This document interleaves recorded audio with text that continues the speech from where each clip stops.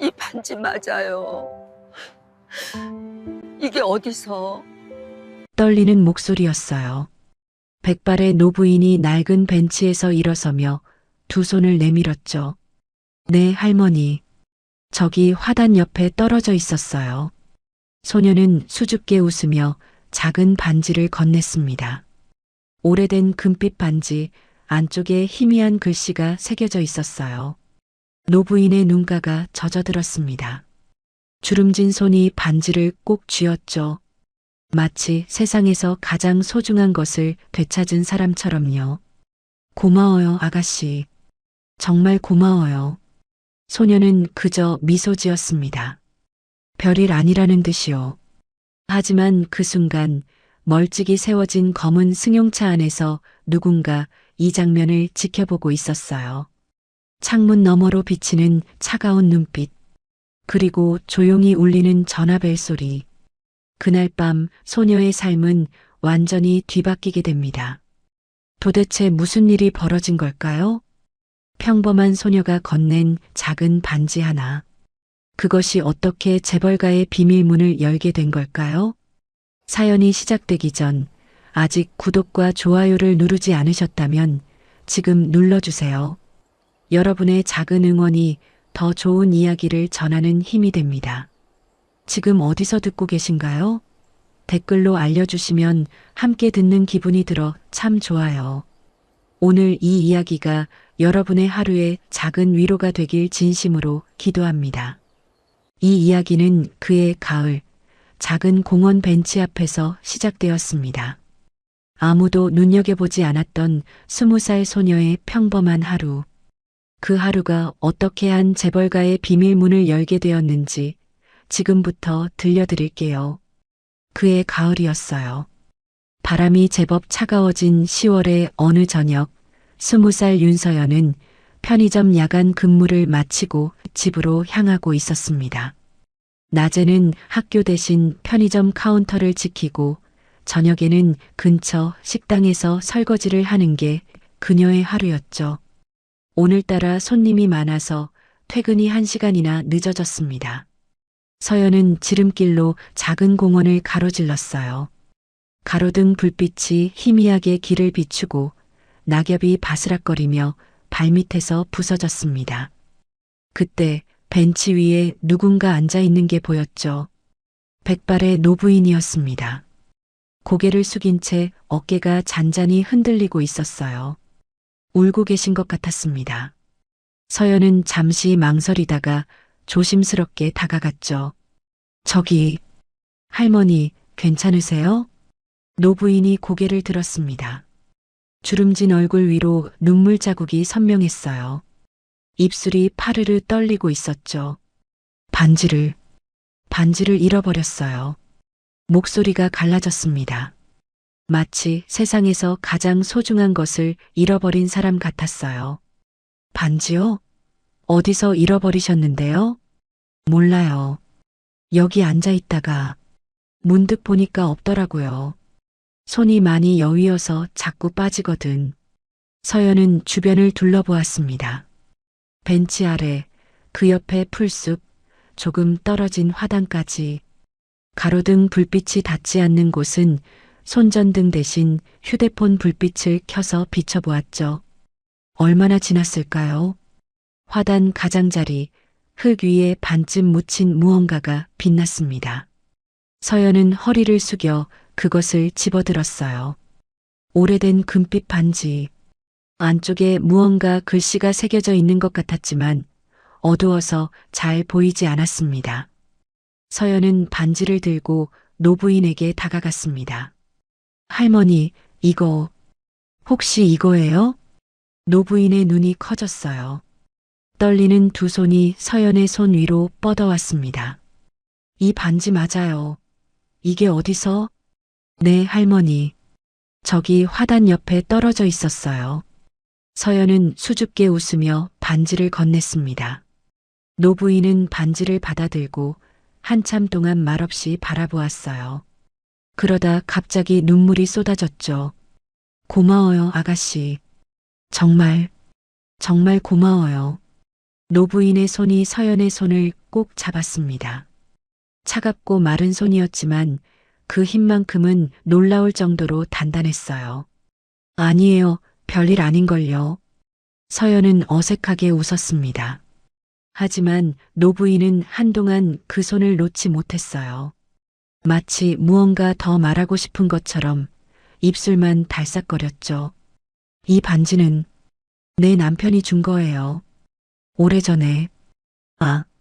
아니, 그보다 더 소중한 게 담긴 반지야.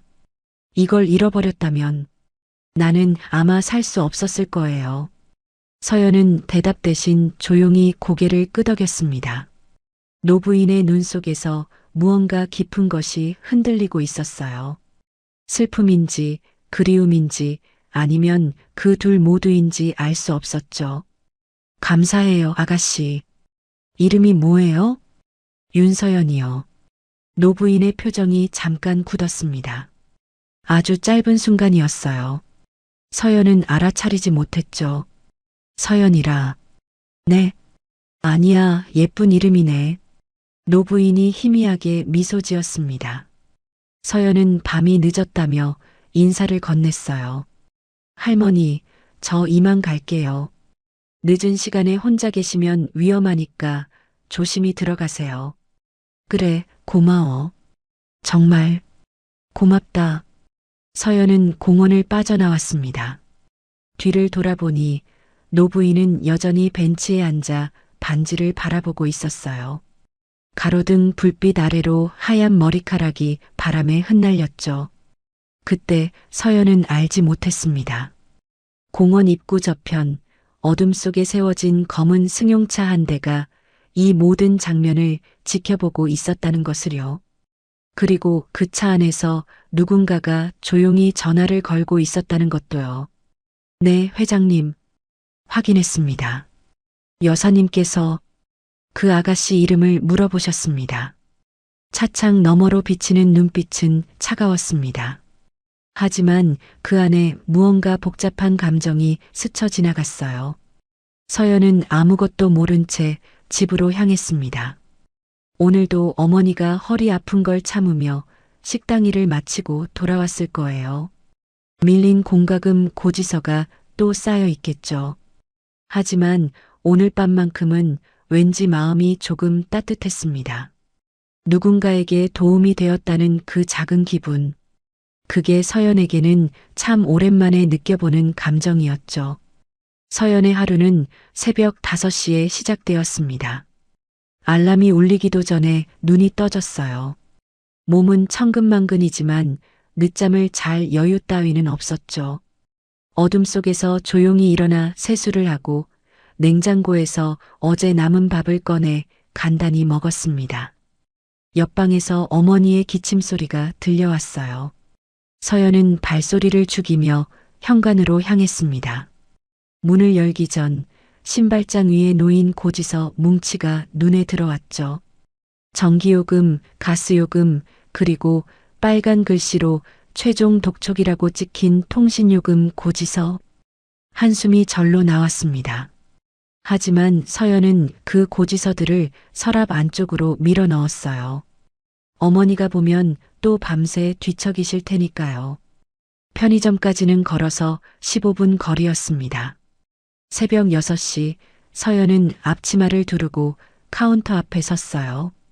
졸린 눈을 비비며 들어오는 손님들, 삼각김밥과 커피를 사가는 출근길 직장인들, 새벽 운동을 마치고 물을 사 가는 아저씨들.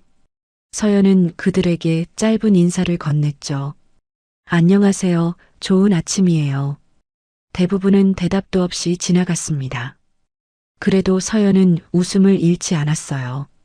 누군가 고개라도 끄덕여주면 그걸로 충분했죠. 오전 10시 교대 시간이 다가왔습니다. 선배 이수진이 하품을 하며 들어왔어요.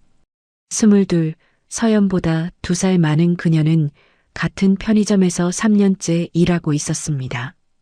야, 서연아. 오늘도 일찍 왔네? 네, 언니. 어제 늦게 끝나서 오늘은 좀 일찍 나왔어요. 진짜 성실하다, 너는. 수지는 웃었지만 그 눈빛 어딘가에 묘한 기색이 스쳐 지나갔습니다. 서연은 알아차리지 못했죠. 언니, 그럼 저 먼저 갈게요. 저녁에 또 봐요. 가. 근데 너 오늘 식당도 가? 네, 6시부터요. 미쳤다, 진짜. 몸이 2개야? 서연은 웃기만 했습니다. 몸이 2개였으면 좋겠다고 가끔 생각한 적이 있었어요. 그러면 어머니 대신 식당 일도 하고 빚도 더 빨리 갚을 수 있을 텐데. 집에 돌아오니 어머니는 이미 출근한 뒤였습니다. 식탁 위에 쪽지가 하나 놓여 있었어요. 서연아, 아침 못 먹고 갔지? 냉장고에 계란찜 있어. 꼭 먹어. 사랑해. 서연은 쪽지를 한참 바라보았습니다. 눈시울이 살짝 뜨거워졌죠.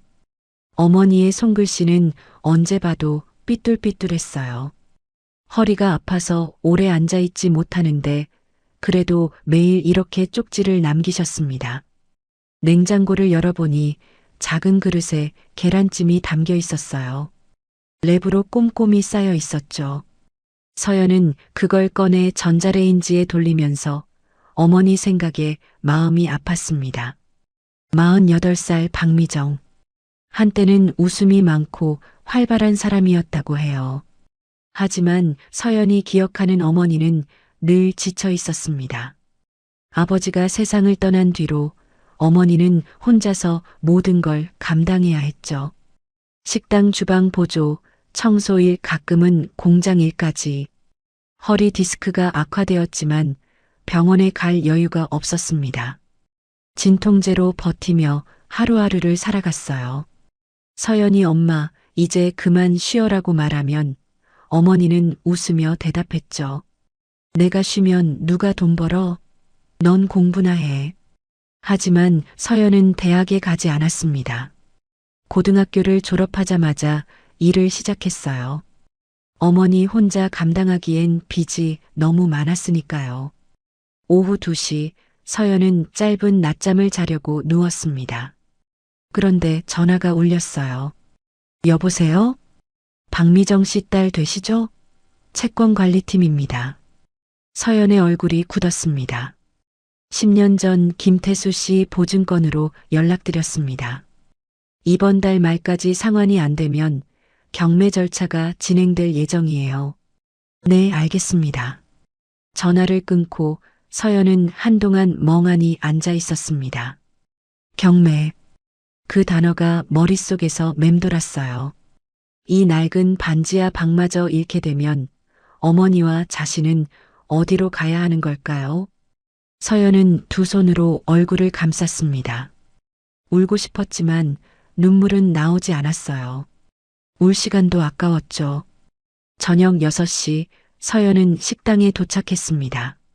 진미식당이라는 작은 가게였어요. 김치찌개와 제육볶음이 주 메뉴인 동네 백반집이었죠.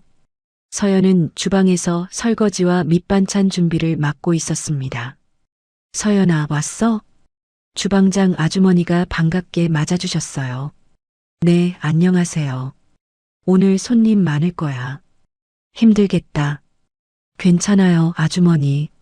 서연은 앞치마를 두르고 바로 일을 시작했습니다.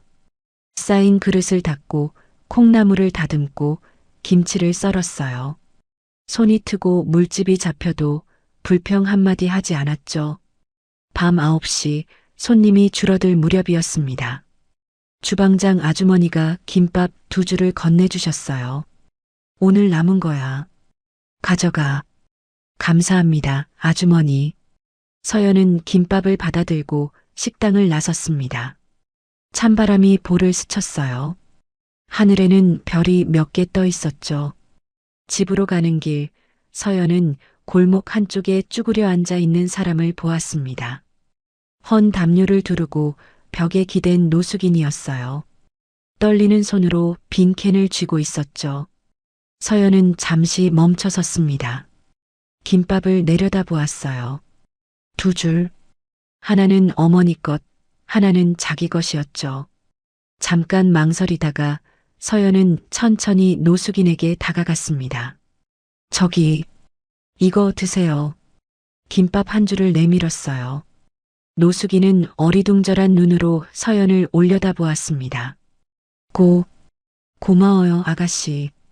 떨리는 손이 김밥을 받아들었어요. 서연은 웃으며 고개를 숙였습니다. 맛있게 드세요. 돌아서는 서연의 발걸음은 가벼웠습니다. 배는 여전히 고팠지만 마음 한구석이 따뜻해졌어요. 이상하게도 누군가에게 뭔가를 주면 마음이 편해지는 것 같았죠. 어쩌면 그게 서연이 버틸 수 있는 이유였는지도 몰라요. 집에 돌아오니 어머니가 먼저 와 계셨습니다. 소파에 앉아 허리를 주무르고 계셨어요. 얼굴이 많이 지쳐 보였죠. 엄마 왔어? 우리 딸.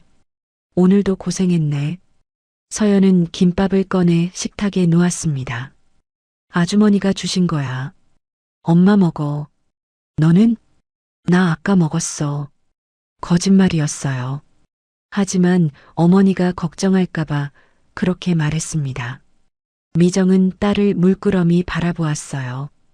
그 눈빛 속에 미안함과 고마움이 뒤섞여 있었죠. 서연아. 응? 고마워. 그리고 미안해. 서연은 어머니 옆에 앉아 손을 잡았습니다. 거칠고 갈라진 손이었어요. 20년 동안 혼자서 딸을 키워온 손이었죠. 미안하긴. 엄마가 나한테 뭐가 미안해. 다 엄마 잘못이지. 내가 이렇게 고생하는 게. 엄마. 서연이 어머니의 말을 끊었어요. 우리 괜찮아. 괜찮을 거야. 그 말을 하면서도 서연은 아까 들었던 전화가 머릿속에서 떠나지 않았습니다. 경매. 이번 달 말. 어떻게든 방법을 찾아야 했어요.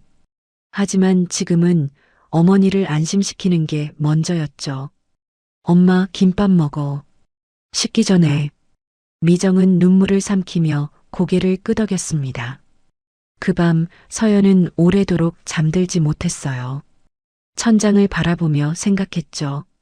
어떻게든 돈을 마련해야 한다고. 어머니를 지켜야 한다고. 경매일이 다가오고 있었습니다.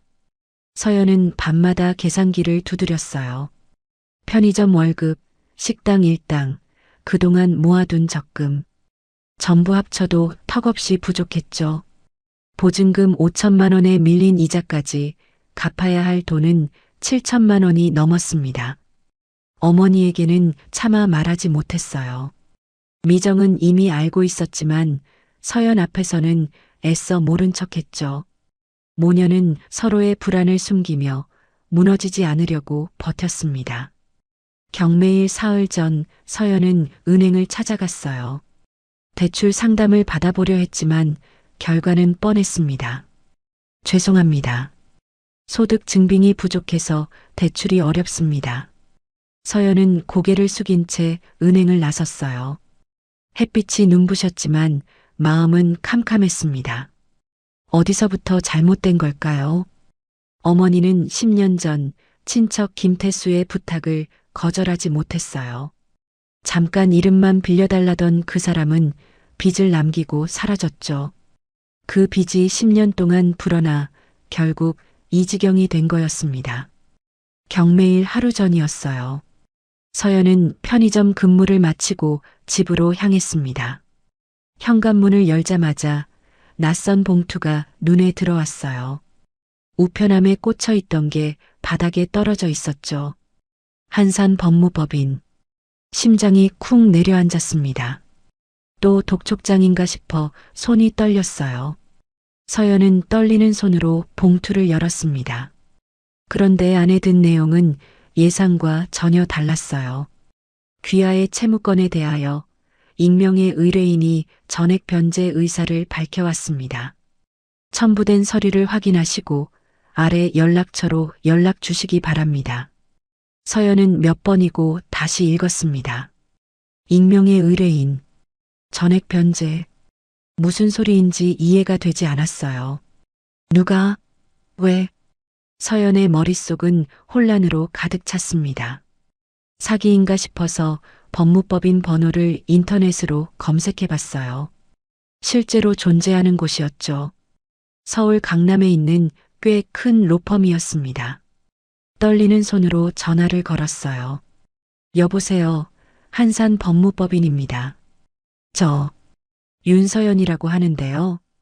오늘 서류를 받았는데, 아, 윤서연 씨, 확인되었습니다. 내일 오전 10시에 저희 사무실로 방문해 주시겠어요? 자세한 내용을 안내해 드리겠습니다. 다음 날 서연은 강남의 법무법인을 찾아갔습니다. 고층 빌딩 23층. 엘리베이터에서 내리자마자 넓은 로비가 펼쳐졌어요. 대리석 바닥, 은은한 조명, 고급스러운 소파. 서연은 자신의 낡은 운동화가 갑자기 부끄러워졌습니다. 접수대에서 이름을 말하자 직원이 안내해 주었어요. 이쪽으로 오세요. 담당 변호사님이 기다리고 계십니다. 회의실 문이 열렸습니다. 안에는 중년의 남자가 앉아 있었어요. 깔끔한 정장, 온화한 표정.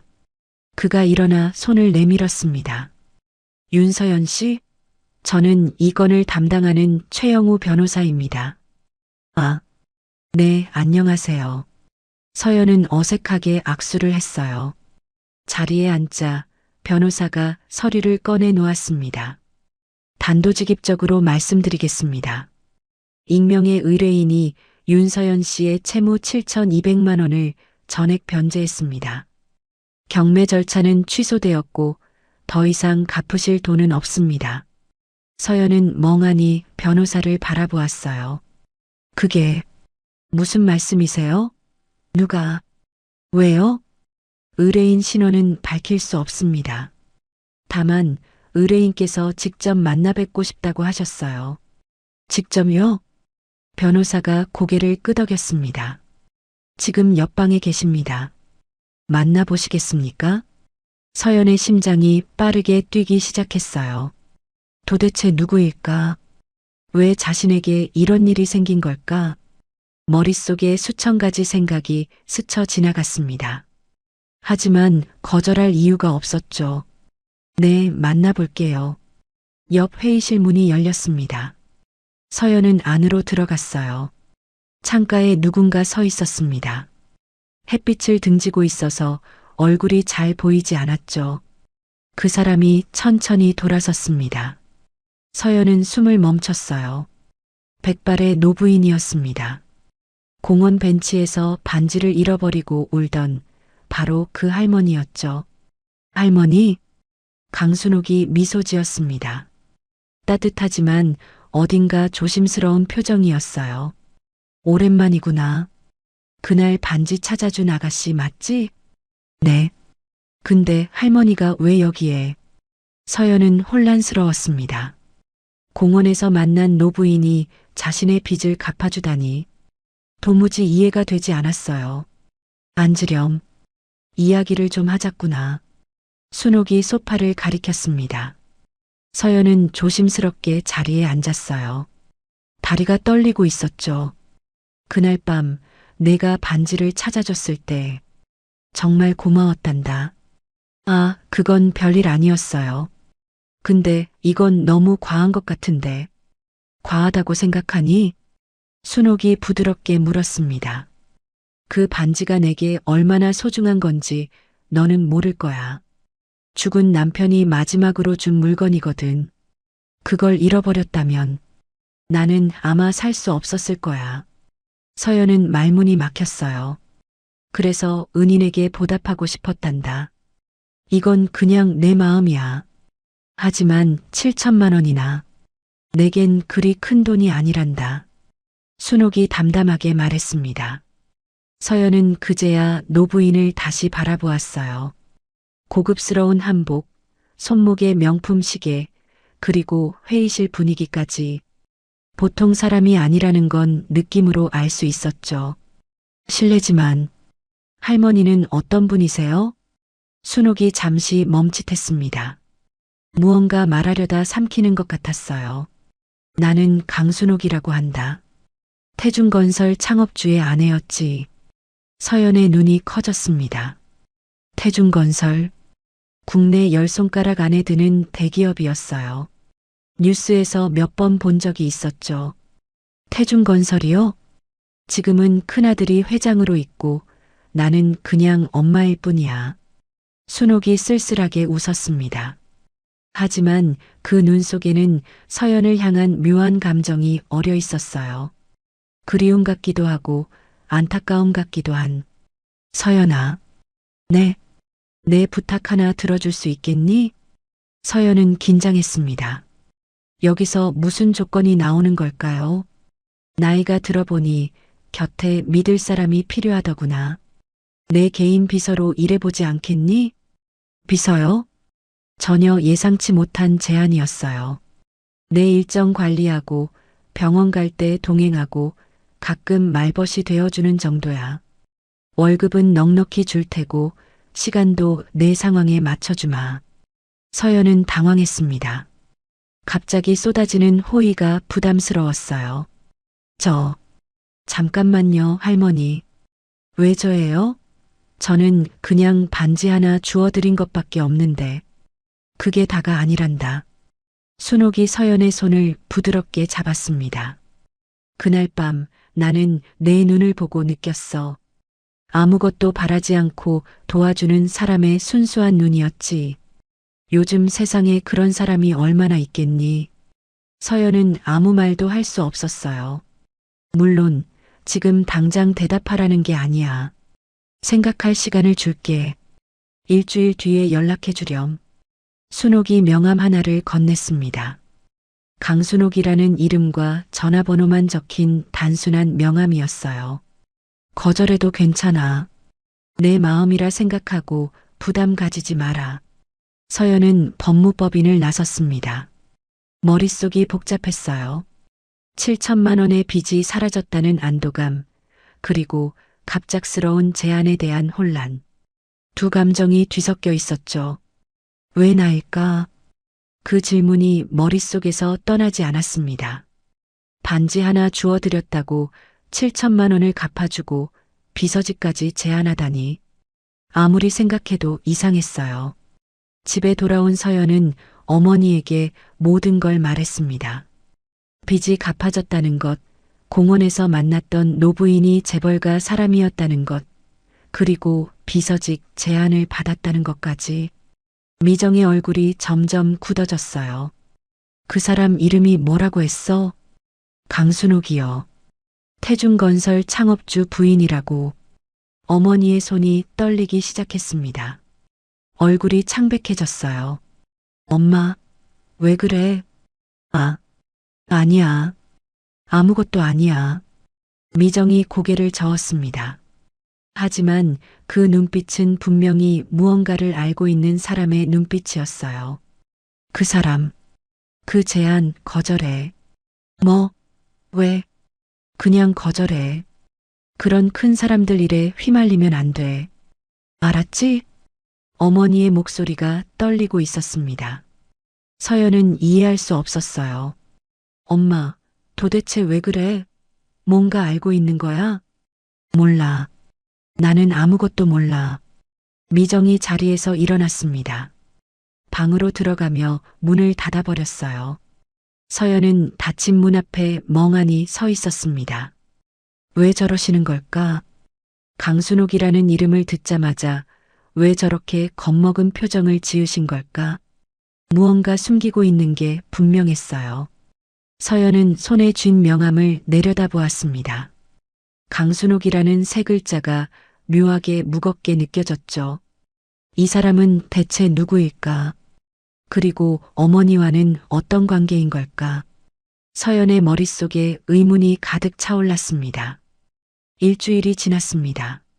서연은 매일 밤 고민했어요. 어머니는 거절하라고 했지만 현실은 그리 녹록지 않았죠. 빚은 갚아졌지만 밀린 공과금과 어머니의 병원비는 여전히 남아 있었습니다. 편의점과 식당 일만으로는 한계가 있었어요. 어느 날 밤 서연은 어머니의 방문 앞에 섰습니다. 안에서 신음소리가 들려왔죠. 허리 통증이 또 심해진 것 같았어요. 엄마, 괜찮아? 괜찮아. 자라, 서연아. 괜찮지 않은 게 뻔했습니다. 서연은 문 앞에서 한참을 서 있었어요. 어머니의 고통스러운 숨소리가 귀에 박혔죠. 다음 날 아침 서연은 결심했습니다. 명함에 적힌 번호로 전화를 걸었어요. 여보세요, 할머니. 윤서연이에요. 서연이구나. 생각해봤니? 네. 비서 일 해보고 싶어요. 전화기 너머로 잠시 침묵이 흘렀습니다. 그리고 순옥의 목소리가 들려왔어요. 고맙다, 서연아. 정말 고마워. 그 목소리에는 단순한 기쁨 이상의 무언가가 담겨 있었습니다. 서연은 그게 무엇인지 알 수 없었죠. 어머니에게는 거짓말을 했어요. 편의점에서 정직원 자리가 났대. 월급도 오르고 미정은 의심스러운 눈으로 딸을 바라보았습니다. 정말이야? 응. 이제 좀 나아질 거야, 엄마. 어머니는 한동안 서연을 뚫어지게 쳐다보았어요. 하지만 더 이상 묻지 않았습니다. 아마 알면서도 모른 척한 건지도 몰랐죠. 첫 출근 날이 밝았습니다. 순옥이 보내준 차가 골목 앞에 서 있었어요. 검은색 고급 승용차. 서연은 어색하게 뒷좌석에 올라탔습니다. 차가 서울 외곽으로 향했어요. 30분쯤 달렸을까? 높은 담장과 철문이 나타났습니다. 문이 열리자 넓은 정원이 펼쳐졌죠. 서연은 숨을 삼켰어요. 저택이었습니다. 영화에서나 보던 그런 집이었죠. 2층짜리 본관, 잘 가꿔진 정원, 분수대까지 현실감이 없었습니다. 도착했습니다, 아가씨. 운전기사가 문을 열어주었어요. 서연은 조심스럽게 차에서 내렸습니다. 낡은 운동화가 대리석 바닥에 닿았죠. 서연아. 현관에서 순옥이 반갑게 손을 흔들었습니다. 서연은 어색하게 웃으며 다가갔어요. 왔구나. 어서 들어오렴. 저택 안은 더욱 화려했습니다. 높은 천장, 샹들리에 고급 가구들. 서연은 주눅이 들어 어깨를 움츠렸어요. 긴장하지 마. 여기가 이제 내 일터니까. 순옥이 부드럽게 말했습니다. 하지만 서연은 여전히 불편했죠. 그때 계단 위에서 발소리가 들려왔습니다. 30 초반쯤 되어 보이는 남자가 내려오고 있었어요. 날카로운 눈매, 다림질이 완벽한 양복. 차가운 인상이었죠. 할머니, 이 사람이 그 비서라는 분입니까? 강현우였습니다. 강태준 회장의 아들이자 태준건설의 전무였어요. 그래, 현우야. 인사해라. 윤서연이라고 한다. 서연은 고개를 숙여 인사했어요. 안녕하세요. 윤서연입니다. 강현우는 서연을 위아래로 훑어보았습니다. 그 시선이 불쾌할 정도로 차가웠죠. 어디서 굴러들어온 분인지 모르겠군요. 현우야. 순옥이 날카롭게 말했습니다. 하지만 현우는 개의치 않았어요. 할머니께서 길에서 주운 사람을 비서로 들이신다는 얘기 저도 들었습니다. 솔직히 이해가 안 됩니다. 그건 내 일이야. 내가 상관할 바 아니고 상관할 바죠. 이 집안 일이니까요. 현우가 서연을 다시 바라보았습니다. 경멸에 가까운 눈빛이었어요. 경고해 두죠. 이상한 짓 하면 가만두지 않겠습니다. 그 말을 남기고 그는 현관을 빠져나갔습니다. 차 시동 소리가 멀어졌어요. 서연은 그 자리에 얼어붙어 있었습니다. 심장이 쿵쿵 뛰었죠. 미안하다, 서연아. 현우가 원래 좀 까다로워서. 순옥이 미안한 표정으로 말했어요. 괜찮아요, 할머니. 서연은 애써 웃었습니다. 하지만 속으로는 불안했어요. 이렇게 시작부터 적을 만든 건 아닐까 하고요. 그날 저녁 서연은 편의점에 들렀습니다. 원래 그만두려고 했지만 인수인계 기간이 2주 남아 있었거든요. 카운터에 서자 선배 이수진이 다가왔어요. 서연아. 요즘 왜 이렇게 안 보여? 아, 언니. 그게 새 일자리가 생겨서요. 새 일자리? 어디? 서연은 말을 얼버무렸습니다. 재벌가 비서라고 말할 수는 없었죠. 그냥 개인 비서 같은 거예요. 개인 비서? 갑자기 수진의 눈이 날카로워졌어요. 뭔가 수상하다는 표정이었죠. 야, 너 요즘 뭔가 이상해. 갑자기 빚 갚아지고, 갑자기 새 일자리 생기고, 무슨 일 있는 거야? 아무 일도 없어요, 언니. 없긴. 뭔가 있잖아. 설마 이상한 데 빠진 거 아니지? 수진의 말투가 점점 날카로워졌습니다. 서연은 불편해졌어요. 언니, 그런 거 아니에요. 그냥 뭐, 복권이라도 당첨됐어? 조롱 섞인 말투였습니다. 서연은 더 이상 대답하지 않았어요. 그냥 일을 시작했죠. 며칠 뒤 편의점에서 이상한 소문이 돌기 시작했습니다. 윤서연 있잖아. 걔 요즘 어떤 부자 할머니한테 붙어서 산대. 진짜? 어떻게? 몰라. 근데 뭔가 수상하지 않아? 서연의 귀에 들려오는 수군거림들. 출처는 뻔했어요. 이수진이었죠. 어느 날 수진이 대놓고 말했습니다. 야, 서연아. 너 그 할머니한테 뭘 해줬길래 그렇게 잘해주는 거야? 뭐? 모르는 척하지 마. 다 알아. 재벌가 할머니한테 붙어서 산다며? 서연의 얼굴이 굳었어요. 언니, 그런 식으로 말하지 마세요. 저 그런 거 아니에요. 그런 거 아니면 뭔데? 갑자기 빚도 다 갚았다고 하더니 하늘에서 떨어졌어? 주변 알바생들이 쳐다보고 있었습니다. 서연은 창피함과 분노가 뒤섞인 감정을 느꼈어요. 언니, 제가 무슨 짓을 했든 언니한테 피해 준 적 없잖아요. 피해? 피해를 줬냐고? 야, 난 여기서 3년째 일하는데 너처럼 갑자기 인생 역전되는 사람 처음 봐. 부러워서 그러는 거야. 부러워서. 수진이 비아냥거렸습니다. 서연은 더 이상 대꾸하지 않았어요. 그냥 묵묵히 일을 했죠. 집에 돌아오니 어머니가 소파에 앉아 있었습니다. 평소와 달리 표정이 어두웠어요.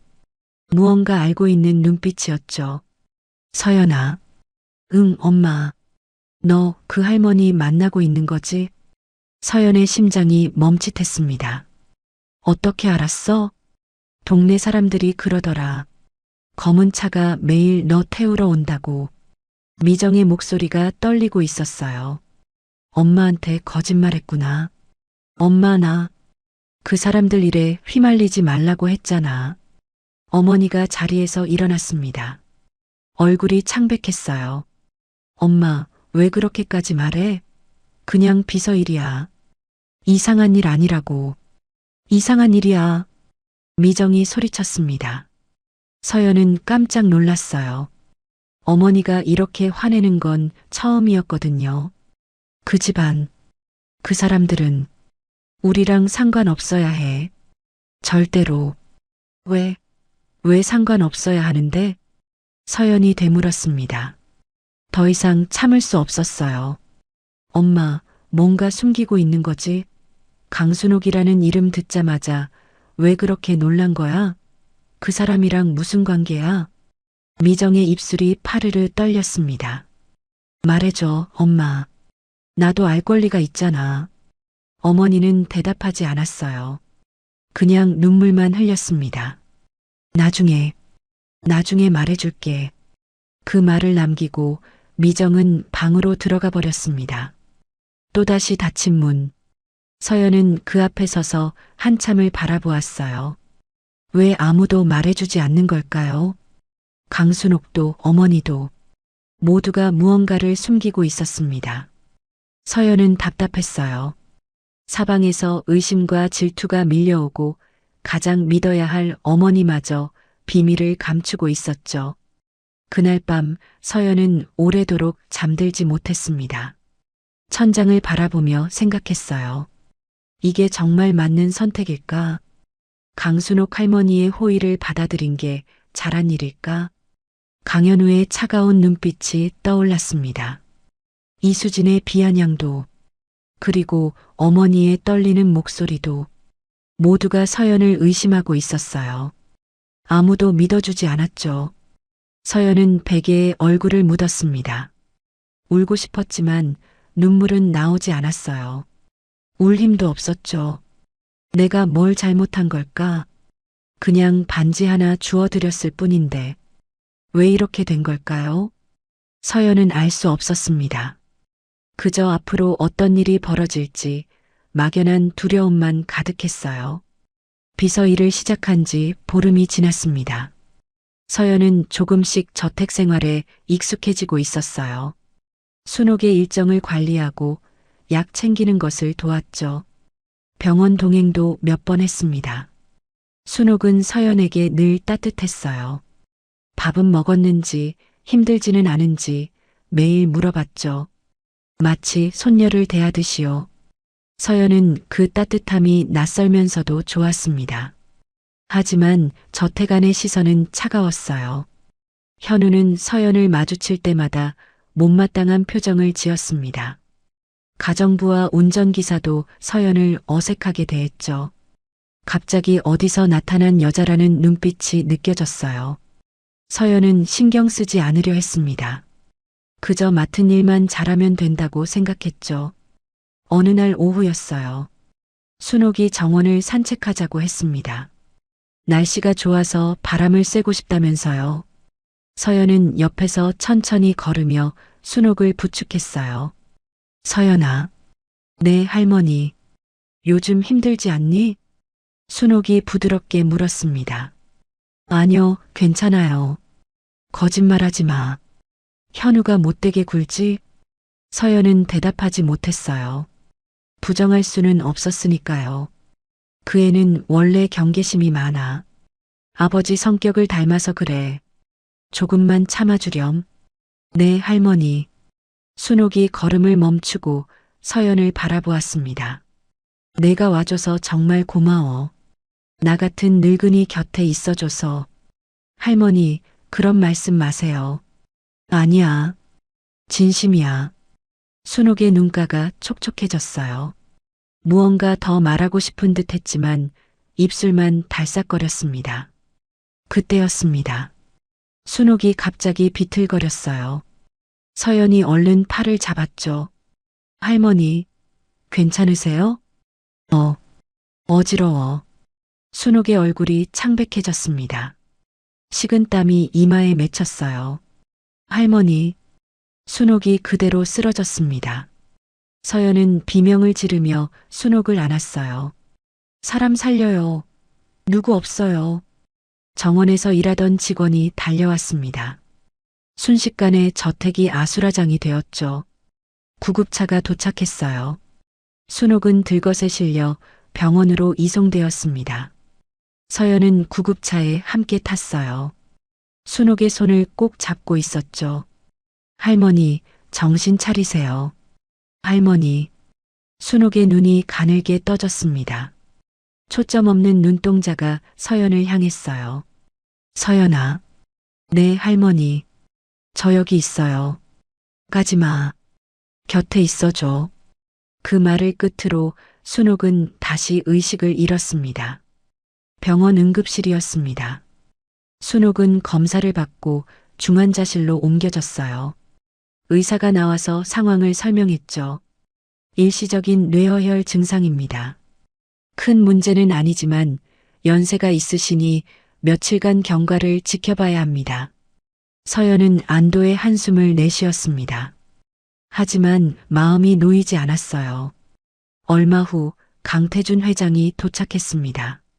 55살의 그는 아들 강현우와 함께였어요.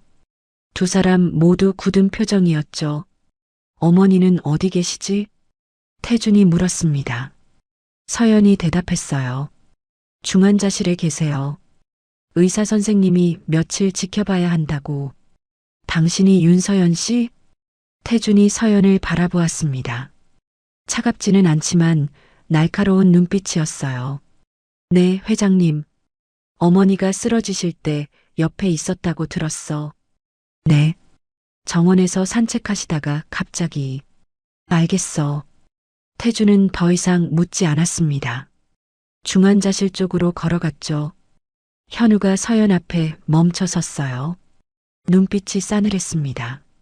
당신 때문이야. 네. 할머니가 무리하신 거잖아. 비서랍시고 뭘 한 거야? 서연은 억울했어요. 하지만 반박할 말이 나오지 않았습니다. 앞으로 할머니 곁에 얼씬거리지 마. 알았어? 현우가 차갑게 말하고 지나갔습니다. 서연은 복도에 홀로 남았어요. 다리가 후들거렸습니다. 벽에 기대어 가까스로 서 있었죠. 내 잘못일까? 정말 내가 할머니를 힘들게 한 걸까? 서연은 눈물이 날 것 같았어요. 하지만 꾹 참았습니다. 여기서 울면 안 됐죠. 밤이 깊었습니다. 강태준과 강현우는 집으로 돌아갔어요. 의사가 오늘 밤은 고비를 넘겼다고 했거든요. 하지만 서연은 병원에 남았습니다. 아무도 시키지 않았어요. 그냥 발이 떨어지지 않았죠. 중환자실 면회 시간이 끝난 후 서연은 대기실 의자에 앉아 있었습니다. 형광등 불빛이 차가웠어요. 사람들이 오가는 소리만 멀리서 들려왔죠. 자정이 넘었습니다. 간호사가 다가왔어요. 보호자분이세요? 아, 아니요. 저는 그냥 환자분이 깨어나셨는데 자꾸 서연이라는 사람을 찾으셔서요. 서연의 눈이 커졌습니다. 저요? 네. 잠깐 들어가 보시겠어요? 중환자실 문이 열렸습니다. 순옥이 침대에 누워 있었어요.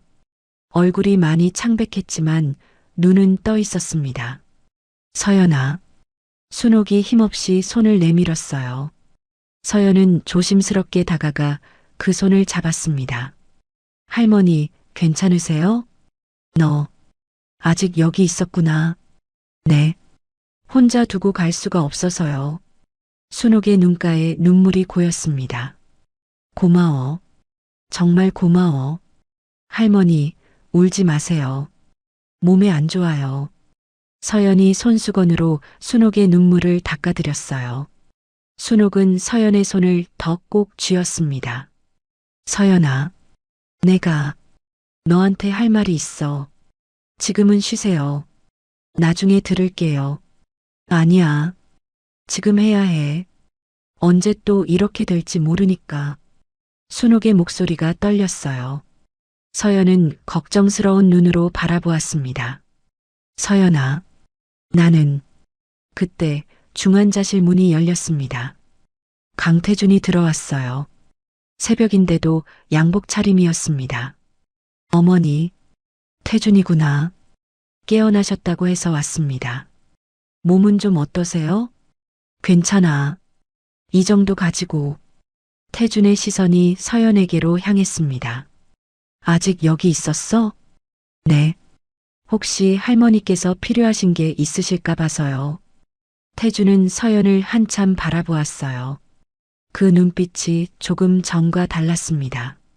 차가움 대신 무언가 복잡한 감정이 담겨 있었죠.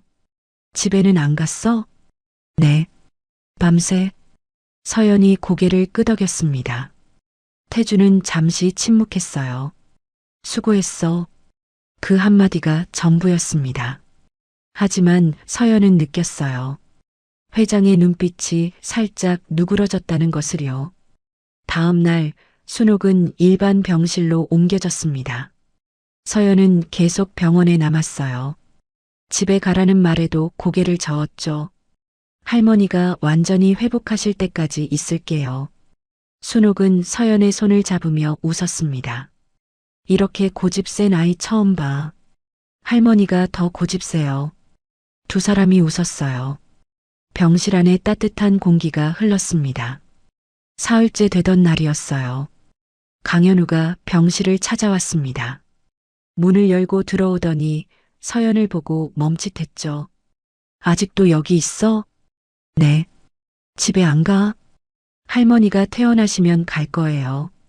현우는 믿을 수 없다는 표정을 지었어요. 뭔가 말하려다가 그냥 입을 다물었습니다. 침대에 누운 순옥이 말했어요. 현우야, 서연이가 사흘 동안 내 곁을 지켜줬단다. 이 아이 진짜 착한 아이야. 내가 너무 심하게 대했어. 할머니, 저는 그냥 사과해.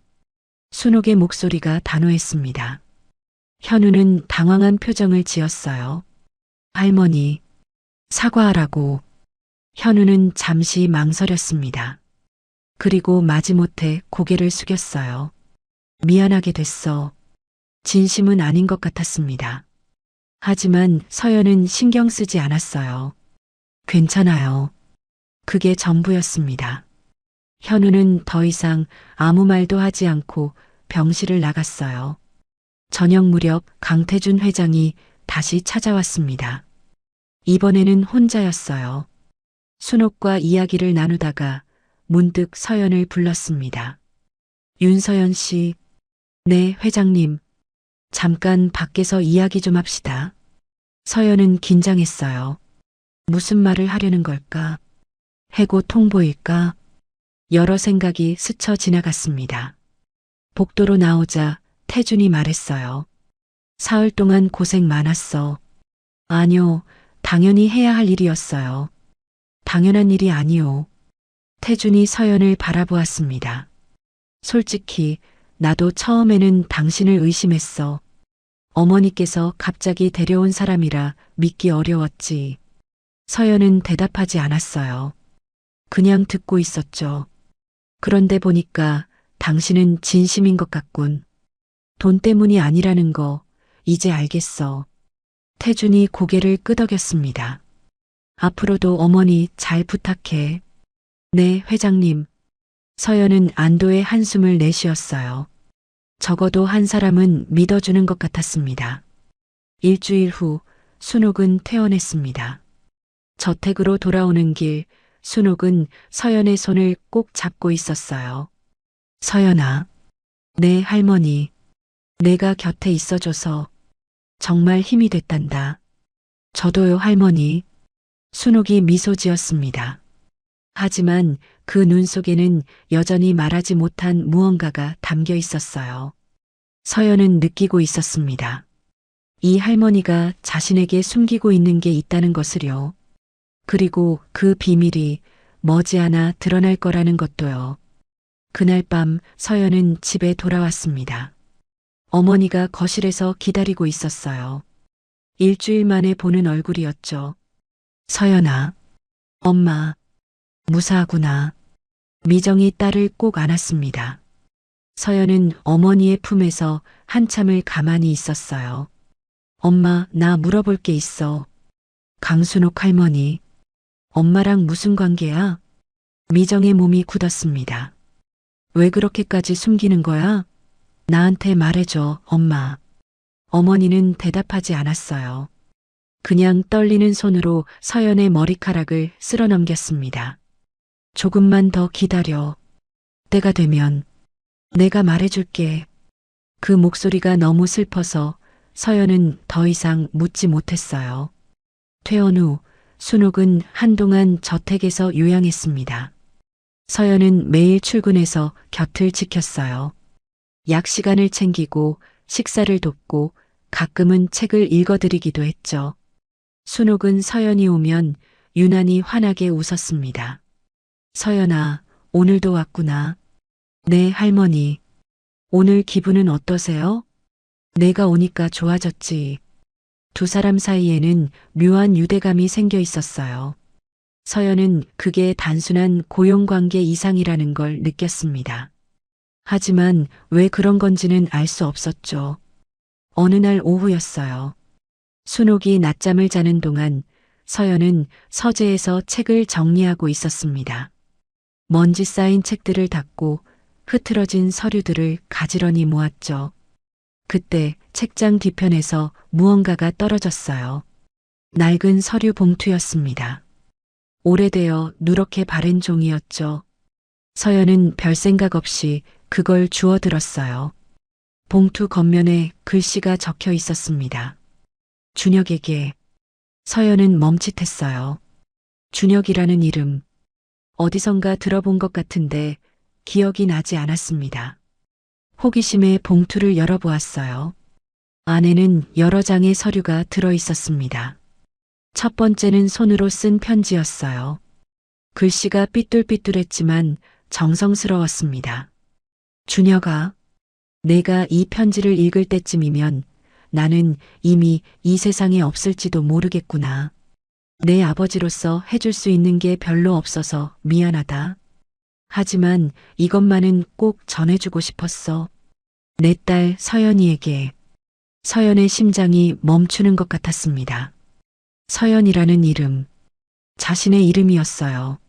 손이 떨리기 시작했습니다. 다음 장을 넘겼어요. 오래된 가족관계 증명서가 나왔습니다. 발급일은 2006년 3월. 20년 전이었죠. 아버지 강준혁, 어머니 박미정, 자녀 강서연. 서연은 글자를 몇 번이고 다시 읽었습니다. 강서연, 강준혁, 윤서연이 아니라 강서연. 머릿속이 하얘졌어요. 다리에 힘이 풀려 그 자리에 주저앉았습니다. 이게 뭐야? 봉투 안에는 서류가 더 있었어요. 떨리는 손으로 꺼냈습니다. 유언장 초안이었습니다. 강순옥의 이름으로 작성된 것이었죠. 나 강순옥은 다음과 같이 유언한다. 막내 아들 강준혁의 딸 강서연에게. 그리고 마지막으로 작은 보증서가 나왔어요. 품명 18K 금반지. 각인 2006년 3월 15일 서연에게. 의뢰인 강준혁. 2006년 3월 15일. 서연의 생일이었습니다. 서연은 한동안 그 자리에 앉아 있었어요. 머릿속에서 퍼즐 조각들이 맞춰지기 시작했습니다. 공원에서 주었던 반지. 순옥이 그토록 소중히 여기던 그 반지. 안쪽에 새겨진 글씨가 있었죠. 어두워서 잘 보이지 않았지만 분명 무언가 적혀 있었어요. 서연에게였던 거예요. 그 반지는 처음부터 자신을 위해 만들어진 것이었습니다. 그럼 할머니가. 서연은 벌떡 일어났어요. 서류들을 움켜쥐고 순옥의 방으로 향했습니다. 문을 열자 순옥이 막 일어나 앉아 있었어요. 서연아, 무슨 일이니? 서연은 대답하지 않았습니다. 그냥 순옥 앞으로 다가가 서류들을 내려놓았어요. 이게 뭐예요? 순옥의 얼굴이 굳었습니다. 서류들을 보더니 눈을 감았어요. 어디서 찾았니? 서재에서요. 책장 뒤에 떨어져 있었어요. 순옥은 한참 동안 아무 말도 하지 않았습니다. 서연은 참을 수가 없었어요. 할머니, 이게 다 사실이에요? 제가 강서연이라는 거, 강준혁이라는 사람이 제 아버지라는 거. 순옥이 천천히 눈을 떴습니다. 눈가에 눈물이 고여 있었어요. 그래, 다 사실이야. 서연의 다리가 풀렸습니다. 침대 옆 의자에 털썩 주저앉았어요. 준혁이는 내 막내 아들이었어. 20년 전 내가 태어난 직후에 사고로 세상을 떠났지. 순옥의 목소리가 떨렸습니다. 그리고 너는 내 손녀야, 서연아. 세상이 빙글빙글 도는 것 같았어요. 서연은 자신의 귀를 의심했습니다. 손녀라고요? 제가요? 그래. 내 피부치. 내가 20년 동안 찾아 헤맨 아이. 순옥이 서연의 손을 잡았어요. 주름진 손이 떨리고 있었습니다. 그 반지 있잖니. 내가 공원에서 찾아준 그 반지. 네. 그건 내 아버지가 내가 태어나던 날 만들어둔 거야. 딸에게 주려고. 서연은 말문이 막혔어요. 반지 안쪽에 새겨진 글씨. 2006년 3월 15일 서연에게. 그게 너란다. 순옥이 서연의 얼굴을 부드럽게 감쌌습니다. 내가 20년 동안 그 반지를 손에서 놓지 못한 건 그게 유일하게 너와 연결된 물건이었기 때문이야. 서연의 눈에서 눈물이 흘러내렸어요. 이해가 되지 않았습니다. 너무 갑작스러웠죠. 그럼, 왜 저한테 말 안 하셨어요? 미안해. 내가 받아들일 준비가 됐는지 몰라서 천천히 말하려고 했어. 20년 이후, 20년 동안 찾으셨다고요? 그래. 단 하루도 빠짐없이 순옥의 눈물이 볼을 타고 흘러내렸습니다. 그런데 찾을 수가 없었어. 내 어머니가 이름도 주소도 다 바꿔버렸거든. 서연은 혼란스러웠어요. 왜 어머니가 그렇게까지 한 걸까요? 왜 20년 동안 숨기며 살았을까요? 왜요? 왜 엄마가 그렇게까지 한 거예요? 순옥이 고개를 떨구었습니다. 그건 우리 잘못이야. 네.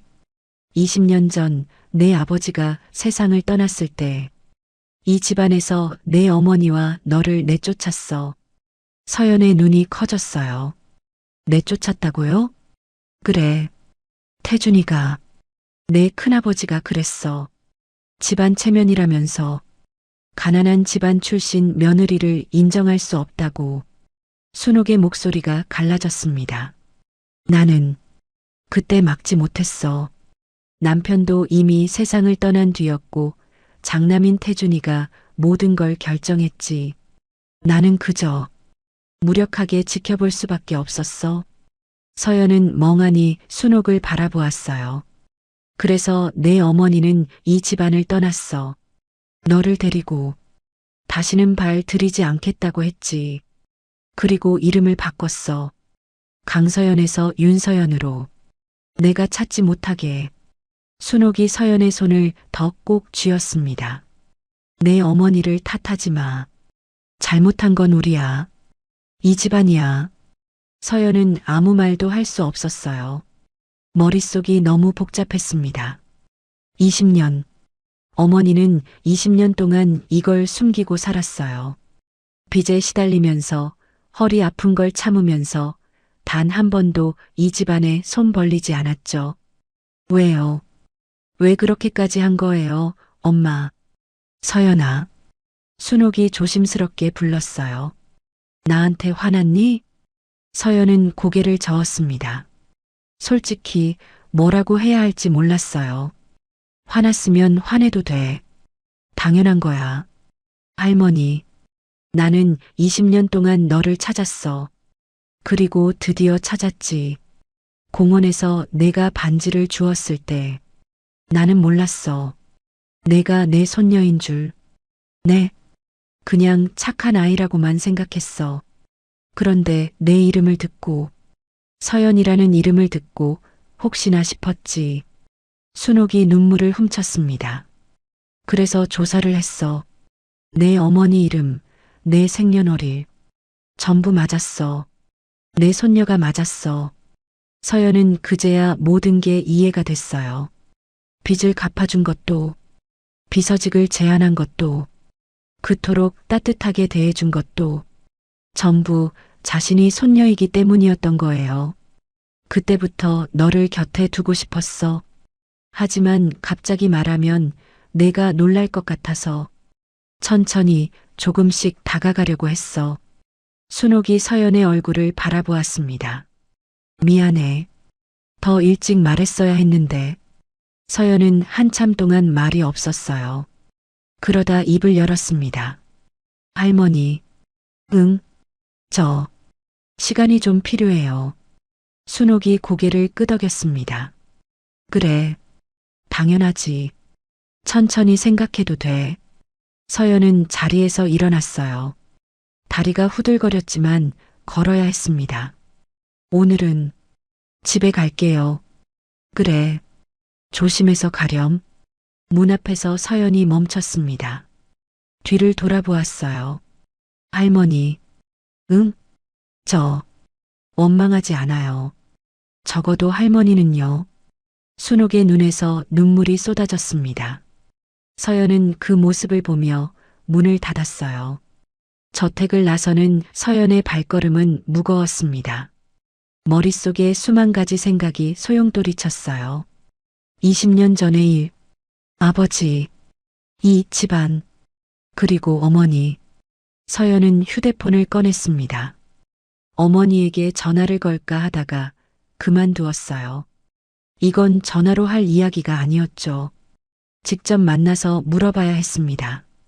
왜 숨겼는지, 왜 20년 동안 한마디도 하지 않았는지, 왜 그렇게 힘들게 살면서도 이 집안에 도움을 청하지 않았는지. 서연은 걸었어요. 버스를 타지 않고 그냥 걸었습니다. 머리를 식혀야 했거든요.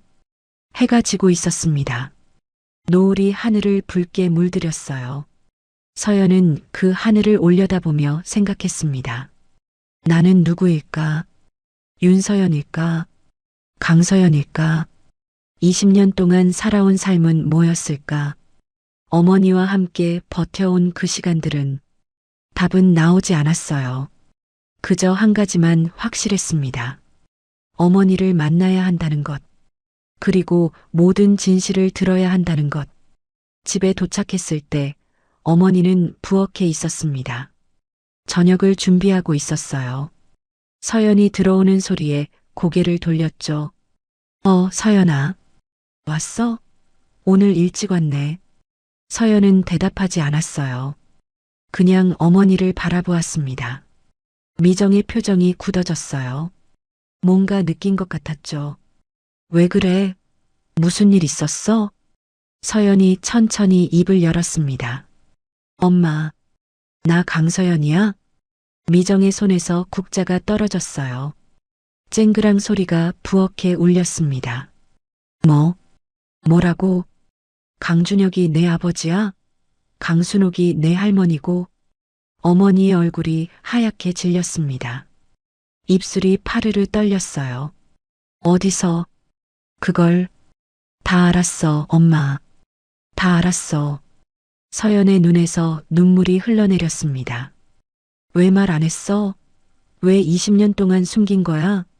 미정이 그 자리에 주저앉았어요. 손으로 얼굴을 감싸며 울기 시작했습니다. 미안해. 서연아, 미안해. 미안하다고요? 그게 다야? 서연도 울고 있었어요. 분노와 슬픔이 뒤섞인 감정이었죠. 나 20살이야. 20살 동안 아무것도 모르고 살았어.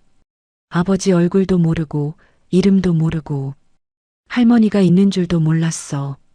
왜 숨긴 거야? 그 집안이 우리를 버렸어. 미정이 울먹이며 말했습니다. 내가 태어난 지 한 달도 안 됐을 때 내 아버지가 사고로 떠났어. 그리고 그 집안에서 우리를 내쫓았어. 가난한 집안 출신이라고.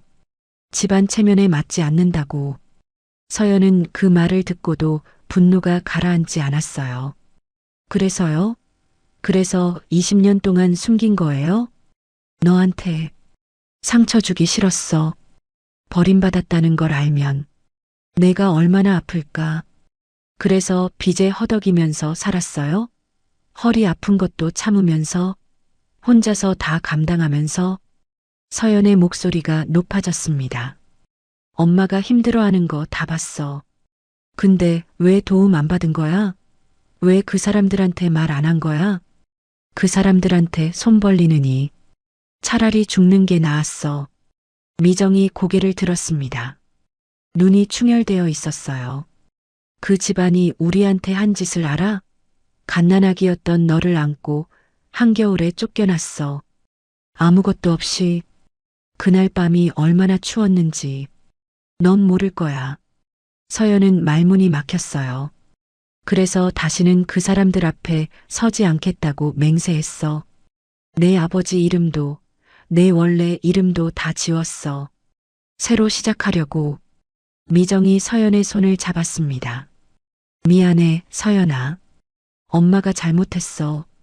하지만 너만은 지키고 싶었어. 그 집안 때문에 상처받지 않게. 서연은 어머니의 손을 바라보았어요. 거칠고 갈라진 손이었습니다. 20년 동안 혼자서 모든 걸 감당해 온 손이었죠. 분노는 여전히 남아 있었어요. 하지만 그보다 더 큰 감정이 밀려왔습니다. 서연은 어머니를 꼭 안았어요. 엄마, 미안해. 정말 미안해. 두 사람은 부엌 바닥에 앉아 한참을 울었습니다. 한참 후 서연이 입을 열었어요. 엄마, 응, 나 원망 안 해. 엄마가 왜 그랬는지 이해해. 미정이 고개를 들었습니다. 하지만 이제는 알아야 해. 다 알아야 해. 아버지 얘기도 그 집안 얘기도 숨기지 마. 어머니는 한참 동안 서연을 바라보았어요. 그리고 천천히 고개를 끄덕였습니다. 그래. 이제 다 말해줄게. 그날 밤 미정은 20년 동안 숨겨왔던 모든 이야기를 들려주었습니다. 서연은 그 이야기를 들으며 아버지를 조금씩 알아갔어요. 얼굴도 모르던 아버지, 이름도 몰랐던 아버지, 그 사람이 어떤 사람이었는지, 어머니를 얼마나 사랑했는지, 그리고 자신이 태어났을 때 얼마나 기뻐했는지, 밤이 깊도록 두 사람의 이야기는 계속되었습니다. 며칠이 지났습니다. 서연은 저택에 나가지 않았어요. 생각을 정리할 시간이 필요했죠. 순옥에게는 며칠만 쉬겠다고 연락했습니다. 순옥은 아무것도 묻지 않았어요. 그저 천천히 해라. 기다릴게라고만 했죠. 서연은 그 며칠 동안 어머니와 많은 이야기를 나눴습니다. 아버지 강준혁이 어떤 사람이었는지, 어떻게 만나서 사랑에 빠졌는지, 그리고 20년 전 그날 밤에 무슨 일이 있었는지. 준혁 씨는 정말 따뜻한 사람이었어. 미정이 창밖을 바라보며 말했습니다. 재벌가 아들인데도 전혀 그렇지 않았지. 허세도 없고 잘난 척도 안 하고 그냥 평범한 사람처럼 웃고 평범한 사람처럼 사랑했어. 서연은 조용히 듣고 있었어요. 우리가 처음 만난 건 대학교 앞 작은 분식집이었어. 나는 거기서 아르바이트를 했고 준혁 씨는 단골 손님이었지. 어머니의 눈가에 희미한 미소가 떠올랐습니다. 처음에는 그냥 손님이었어. 그런데 어느 날 비가 많이 왔거든. 우산이 없어서 가게 앞에서 서성이고 있는데 준혁 씨가 자기 우산을 건네줬어. 저는 차가 있으니까요라면서. 아버지가요? 응. 근데 나중에 알고 보니 그날 차 안 가져왔더라고. 그 사람도 비 맞으면서 걸어갔대. 서연은 웃음이 났어요. 처음으로 아버지라는 사람이 조금 느껴졌습니다. 그렇게 조금씩 가까워졌어. 준혁 씨는 자기가 재벌가 아들이라는 걸 한참 동안 숨겼어. 나중에 알게 됐을 때 나는 도망가려고 했지. 왜요? 무서웠으니까. 나 같은 사람이랑 어울리면 안 될 것 같았어. 신분이 다르잖아. 미정이 한숨을 쉬었습니다. 근데 준혁 씨가 그랬어. 나한테 중요한 건 집안이 아니라 사람이에요.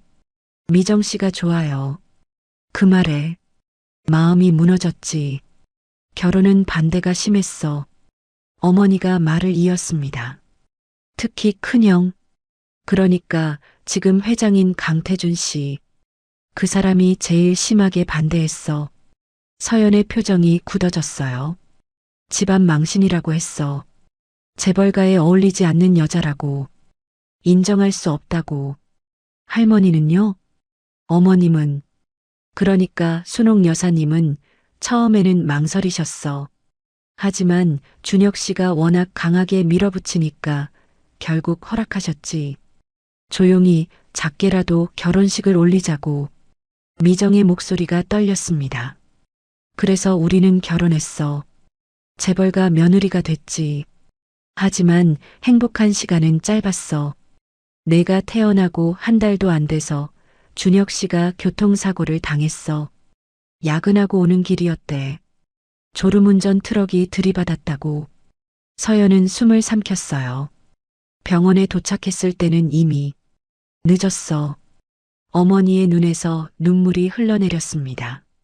그리고 장례식이 끝나자마자 강태준 씨가 나를 불렀어. 뭐라고 하던가요? 서연이 조심스럽게 물었습니다. 이제 나가라고 했어. 미정의 목소리가 차가워졌어요. 동생은 죽었고 더 이상 이 집안과 상관없는 사람이다. 위자료를 줄 테니 조용히 나가라고. 그게 뭐예요? 서연은 믿을 수가 없었습니다. 아버지 장례식이 끝나자마자요? 갓난아기가 있는데? 그래. 그게 그 사람들이야. 적어도 20년 전에 그 사람들은 미정이 고개를 저었습니다. 순옥 여사님은 막으려고 하셨어. 하지만 그때는 태준 씨가 모든 걸 쥐고 있었지. 회장 자리를 막 물려받은 직후였고 집안 어른들도 다 태준 씨 편이었어. 할머니는 왜 못 막으신 거예요? 남편분이 돌아가신 직후였거든. 회장이셨던 분이. 그 충격에 몸도 안 좋으셨고 힘이 없으셨어. 서연은 이를 악물었어요. 분노가 치밀어 올랐습니다. 그래서 어떻게 된 거예요? 위자료라고 5천만 원을 줬어. 그리고 각서를 쓰라고 했지. 다시는 이 집안에 발을 들이지 않겠다. 아이도 강씨 성을 쓰지 않겠다는 내용이었어. 그걸 쓴 거예요? 썼어. 미정이 서연을 바라보았습니다. 그때는 그게 최선이라고 생각했어. 그 집안에서 버림받은 주제에 매달리고 싶지 않았어. 자존심이 허락하지 않았지. 어머니의 눈빛이 단단해졌어요. 그리고 맹세했어. 다시는 그 사람들 앞에 서지 않겠다고. 내 아버지 없이도 너를 혼자서 키워내겠다고. 근데 엄마, 서연이 물었습니다. 5천만 원이면 그렇게 적은 돈도 아닌데 왜 그렇게 힘들게 살았어요? 미정이 쓴웃음을 지었어요. 그 돈 1년도 안 돼서 다 없어졌어. 어떻게요? 내 외할머니가 사기를 당했거든. 친척이라는 사람이 잠깐 이름만 빌려달라고 하더니 빚만 남기고 사라져버렸어. 서연은 할 말을 잃었어요. 그 후로는 그냥 버텼어. 이 악물고 내 아버지 생각하면서 이 아이만은 지키겠다고. 미정이 서연의 손을 잡았습니다. 미안해. 엄마가 더 잘해줬어야 하는데. 엄마. 서연은 어머니를 꼭 안았어요. 20년의 무게가 느껴졌습니다. 며칠 후 서연은 저택으로 향했습니다. 순옥을 만나러 가는 길이었어요. 마음의 정리가 다 된 건 아니었지만 이대로 피할 수는 없었죠. 저택에 도착하니 순옥이 거실에서 기다리고 있었습니다. 서연아, 할머니, 두 사람은 잠시 마주 보았어요. 순옥이 먼저 입을 열었습니다. 왔구나, 기다렸어. 네. 서연은 소파에 앉았어요. 순옥이 맞은편에 앉았습니다. 많이 힘들었지? 네, 솔직히요. 그래, 당연해. 순옥이 서연의 손을 잡았어요. 할머니, 저 물어볼 게 있어요. 뭐든 물어봐. 그때 20년 전에 정말 엄마랑 저를 막지 못하신 거예요? 순옥의 얼굴에 고통스러운 표정이 스쳤습니다. 그래, 막지 못했어. 왜요? 핑계라는 거 알아. 하지만 그때는 정말 힘이 없었어. 남편이 떠난 직후였고 막내 아들까지 잃었고 몸도 마음도 엉망이었지. 순옥이 눈물을 훔쳤어요. 태준이가 모든 걸 결정했을 때 나는 반대했어. 하지만 목소리가 나오지 않았어. 무력했어. 그리고 내 어머니가 떠난 후 정신을 차리고 찾으려고 했어. 하지만 이미 늦었더라고. 이름도 바꾸고 주소도 바꾸고 흔적이 없었어. 서연은 조용히 듣고 있었습니다. 20년 동안 널 찾았어. 흥신소도 쓰고 사람도 풀고. 하지만 찾을 수가 없었지. 그러다 공원에서 기적처럼 널 만난 거야. 순옥이 서연을 바라보았어요. 미안해. 할머니가 더 강했어야 했는데. 서연은 한참 동안 말이 없었습니다. 그러다 입을 열었어요. 할머니. 응, 할머니를 원망하지 않아요. 순옥의 눈이 커졌습니다. 그때 상황이 어땠는지 이제 알 것 같아요. 할머니도 피해자였던 거잖아요. 서연아. 하지만요. 서연의 목소리가 단단해졌어요. 큰아버지한테는 직접 듣고 싶어요. 왜 그랬는지. 순옥이 고개를 끄덕였습니다. 그래. 당연하지. 내가 태준이를 부를게. 1시간 후 강태준이 도착했습니다. 회장 집무실에서 급히 온 것 같았어요. 양복 차림에 넥타이도 매고 있었죠. 어머니, 무슨 일이십니까? 급하게 오라고 하셔서. 앉아라, 태준아. 순옥의 목소리가 단호했습니다. 태준은 어머니의 표정을 보고 뭔가 심상치 않음을 느꼈어요. 소파에 앉자 서연이 눈에 들어왔습니다. 윤서연 씨도 여기 있었군. 태준아. 순옥이 말했어요. 이 아이 이름은 윤서연이 아니야. 태준의 표정이 굳어졌습니다. 무슨 말씀이십니까? 강서연이야. 준혁이 딸. 내 조카. 순간 방 안에 침묵이 흘렀어요. 태준이 서연을 바라보았습니다. 눈이 흔들리고 있었죠. 그게 무슨 20년 전에 내가 내쫓은 그 아이야. 순옥의 목소리가 떨렸습니다.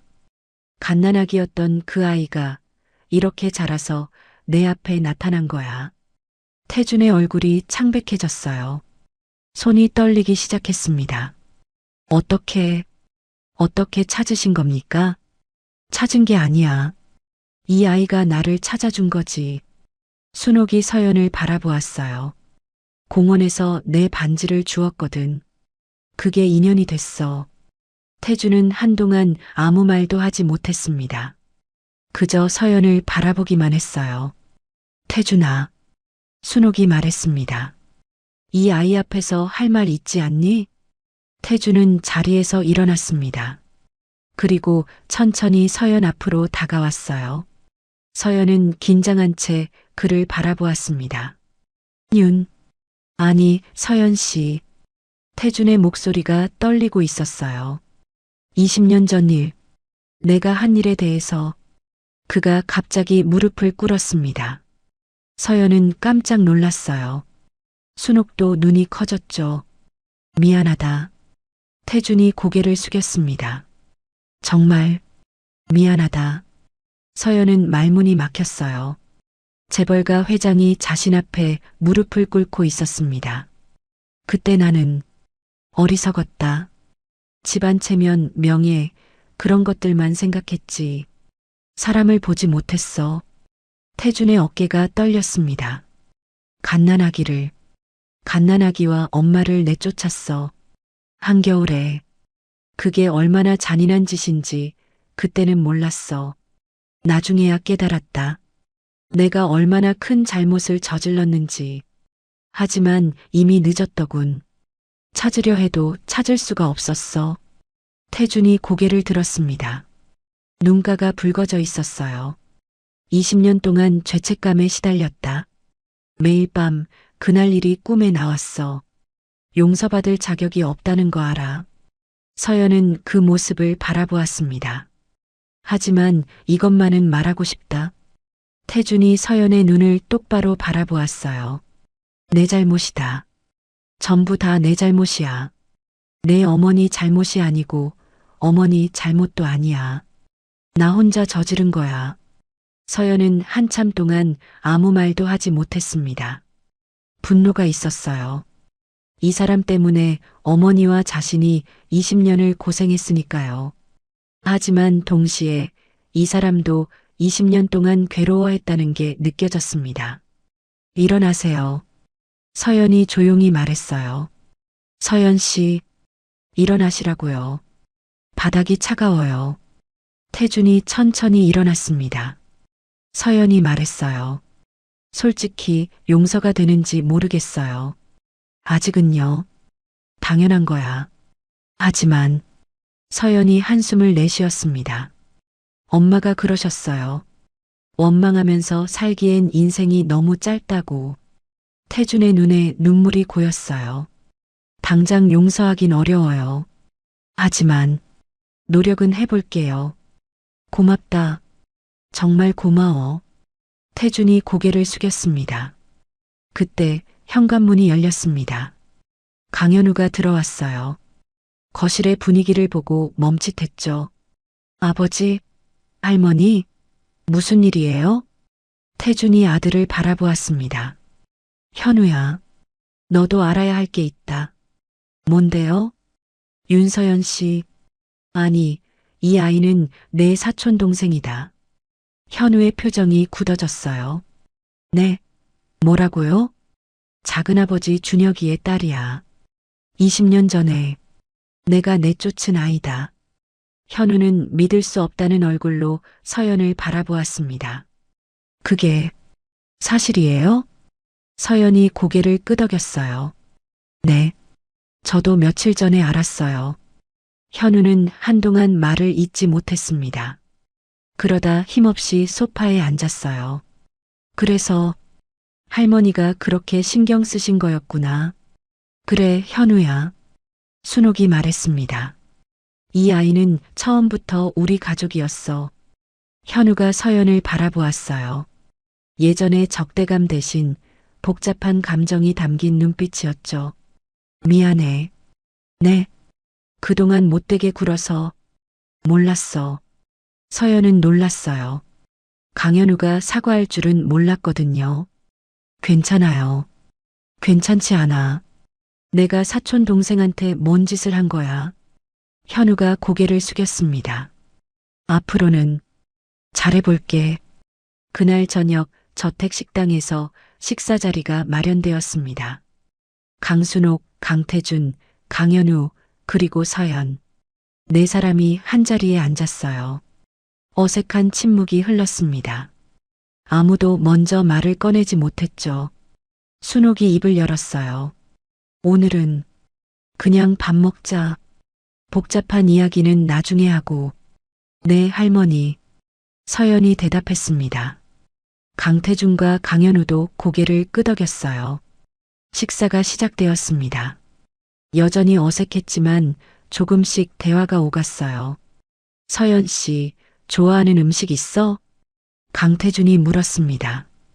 된장찌개요. 엄마가 끓여주시는 거요. 그렇구나. 현우야, 서연이한테 집 구경시켜줘라. 순옥이 말했어요.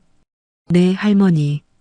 어색하지만 조금씩 가까워지고 있었습니다. 서연은 이 순간이 현실인지 꿈인지 알 수 없었어요.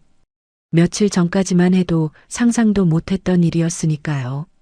하지만 한 가지는 확실했습니다. 자신의 삶이 이제 완전히 달라지고 있다는 것. 식사가 끝난 후 서연은 순옥과 단둘이 정원을 걸었습니다. 밤하늘에 별이 떠 있었어요. 바람이 차가웠지만 마음은 따뜻했습니다. 서연아, 네, 할머니. 오늘 고마웠어. 제가요? 태준이한테 기회를 준 거 쉽지 않았을 텐데. 서연이 웃었어요. 아직 용서한 건 아니에요. 알아. 그래도 마음의 문을 열어줬잖니. 그것만으로도 고마워. 순옥이 서연의 손을 잡았습니다. 할머니, 하나만 물어봐도 돼요? 뭐든지. 앞으로 어떻게 되는 거예요? 저랑 할머니랑. 순옥이 미소 지었어요. 그건 내가 정하는 거야. 할머니는 뭐든 좋아. 내가 원하는 대로. 원하는 대로요? 그래. 이 집에 들어와서 살아도 좋고, 어머니랑 계속 살아도 좋고, 가끔 놀러만 와도 좋아. 내가 편한 대로. 서연은 고민했어요. 아직은 엄마랑 살고 싶어요. 갑자기 떠나면 엄마가 외로우실 것 같아서. 그래, 당연하지. 하지만 자주 올게요. 할머니 보러. 순옥의 눈가에 눈물이 맺혔습니다. 그것만으로도 충분해. 두 사람은 한참 동안 정원을 걸었어요. 별빛 아래서 20년의 공백을 조금씩 메워나갔습니다. 한 달이 지났습니다. 서연의 일상은 조금씩 달라지고 있었어요. 여전히 어머니와 함께 살았지만 일주일에 두세 번은 저택을 찾았죠. 순옥의 곁에서 시간을 보내고 가끔은 태준, 현우와도 마주쳤습니다. 어색함은 여전했어요. 하지만 적대감은 사라졌죠. 현우는 서연을 마주칠 때마다 어색하게 인사했어요. 왔어? 네, 오빠. 오빠라는 호칭이 아직 익숙하지 않았습니다. 현우도 마찬가지였죠. 하지만 둘 다 노력하고 있었어요. 어느 날 순옥이 서연을 불렀습니다. 서연아, 할머니가 부탁이 있어. 뭔데요? 내 어머니를 한번 만나고 싶구나. 서연은 멈칫했어요. 어머니와 순옥. 20년 만에 만남이 될 터였습니다. 엄마가 오실까요? 모르겠어. 하지만 한번 물어봐 주겠니? 서연은 고민했어요. 어머니가 이 제안을 어떻게 받아들일지 알 수 없었죠. 물어는 볼게요. 하지만 약속은 못해요. 그것만으로도 고마워. 그날 밤 서연은 어머니에게 말했습니다. 엄마, 할머니가 엄마 만나고 싶대. 미정의 표정이 굳어졌어요. 만나서 뭐하게? 그냥 이야기하고 싶으신 것 같아. 어머니는 한참 동안 말이 없었습니다. 창밖을 바라보며 생각에 잠겼죠. 엄마, 억지로 안 가도 돼. 그냥 전해달라고 해서. 갈게. 서연은 놀랐어요. 정말? 20년이나 피했잖아. 이제 그만 마주할 때도 됐지. 미정이 쓴웃음을 지었습니다. 그리고 솔직히 나도 할 말이 있어. 일주일 후 미정은 저택을 찾았습니다. 서연이 옆에서 함께했어요. 어머니의 손이 떨리고 있었죠. 괜찮아, 엄마. 괜찮아. 긴장돼서 그래. 저택 문이 열렸습니다. 순옥이 현관에서 기다리고 있었어요. 두 사람이 마주쳤습니다. 20년 만이었죠. 미정아. 순옥이 먼저 입을 열었어요. 목소리가 떨리고 있었습니다. 어머님. 미정도 떨리는 목소리로 대답했죠. 한동안 침묵이 흘렀습니다. 서연은 조용히 지켜보았어요. 들어오렴. 차라도 마시자. 순옥이 안으로 안내했습니다. 거실 소파에 앉았어요. 순옥과 미정이 마주보고 앉았습니다. 서연은 조금 떨어진 곳에서 지켜보았죠. 미정아. 순옥이 먼저 말했어요. 20년 동안 정말 고생 많았다. 미정은 대답하지 않았습니다. 그냥 순옥을 바라보았죠. 그때 내가 막았어야 했어. 태준이를 막았어야 했는데 그러지 못했다. 미안해. 순옥이 고개를 숙였습니다. 너와 서연이를 지켜주지 못해서 정말 미안해. 미정의 눈가가 붉어졌어요. 어머님. 응. 저도 드릴 말씀이 있어요. 미정이 천천히 입을 열었습니다. 20년 동안 원망했어요. 이 집안을, 어머님을, 모든 걸 다요. 순옥은 고개를 끄덕였어요. 하지만 미정의 목소리가 떨렸습니다. 이제는 그만 놓아주려고요. 원망을. 미정아. 원망하면서 살기엔 인생이 너무 짧잖아요. 미정이 눈물을 훔쳤어요. 용서하는 건 아니에요. 솔직히 완전히 용서하기는 어려워요. 하지만 더 이상 붙들고 있지는 않으려고요. 순옥의 눈에서 눈물이 흘러내렸습니다. 고맙다, 미정아. 정말 고마워. 두 사람은 한참 동안 마주보며 울었어요. 20년의 응어리가 조금씩 풀리고 있었습니다. 그날 이후 미정도 가끔 저택을 찾았습니다. 자주는 아니었어요. 한 달에 한두 번 정도. 하지만 그것만으로도 큰 변화였죠. 순옥과 미정은 조심스럽게 관계를 회복해 나갔습니다. 완전한 화해는 아니었지만 서로를 인정하기 시작했어요. 태준도 미정에게 사과했습니다. 20년 전 일, 평생 사과해도 모자랄 겁니다. 미정은 담담하게 대답했어요. 알아요. 그러니까 평생 사과하세요. 차가운 말이었지만 태주는 고개를 끄덕였습니다. 그게 당연한 거라고 생각했죠. 2달이 지났습니다. 어느 날 순옥이 서연과 미정을 불렀어요. 둘에게 제안하고 싶은 게 있어. 뭔데요, 할머니?